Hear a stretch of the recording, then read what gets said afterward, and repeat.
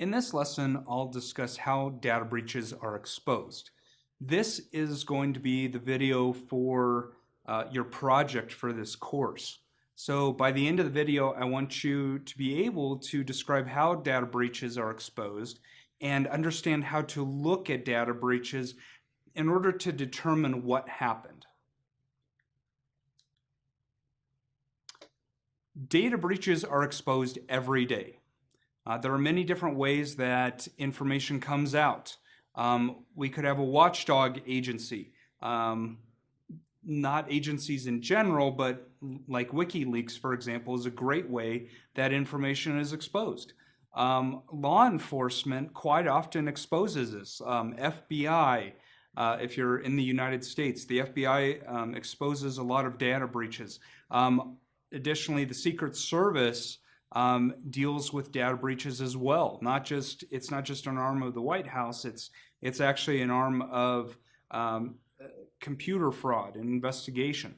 And then the company themselves also have say that, well, I had a data breach. I'm going to tell you about it. The initial discovery usually happens by employees of a company. That's about 50% of the time, according to some figures. Other times it's law enforcement like the Secret Service or like the other government agencies out there. Sometimes it's from the customers themselves, noticing specific data is either missing from their account or has been accessed when they didn't mean to access it, or they weren't the ones accessing it. And some are by service providers themselves.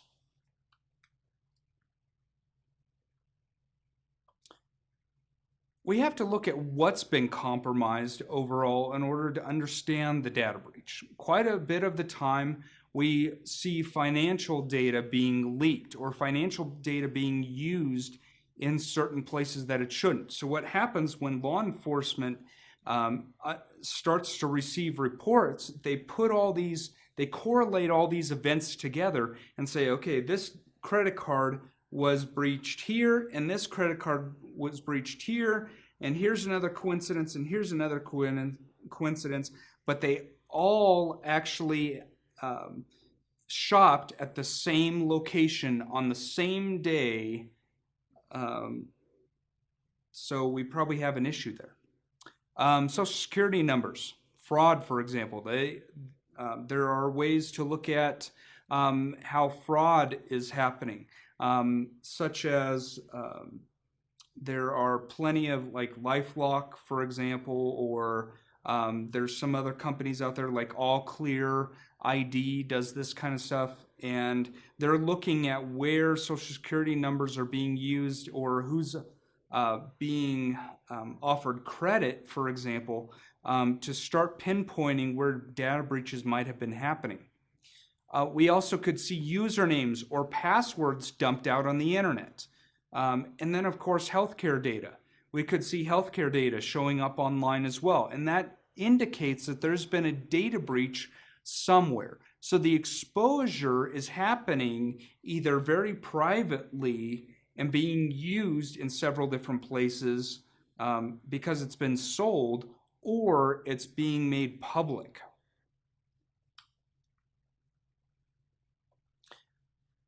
So let's talk about one of the larger data breaches that's more recent. Back in 2013, Target, the corporation, was breached. Attackers had performed a lot of reconnaissance prior to the attack. They looked up information on Target's vendors, and then the attackers actually breached one of the providers of services to Target. In this case, it was a refrigeration equipment company that had back doors or actually access into their systems. So what the attackers did is they targeted the refrigeration company and sent phishing emails to gain access to the third-party provider systems, and then they used that information obtained from the third-party providers to get into the more sensitive areas of Target's network. And once they started infiltrating other servers and other services, they started, the data breach got larger and larger and larger.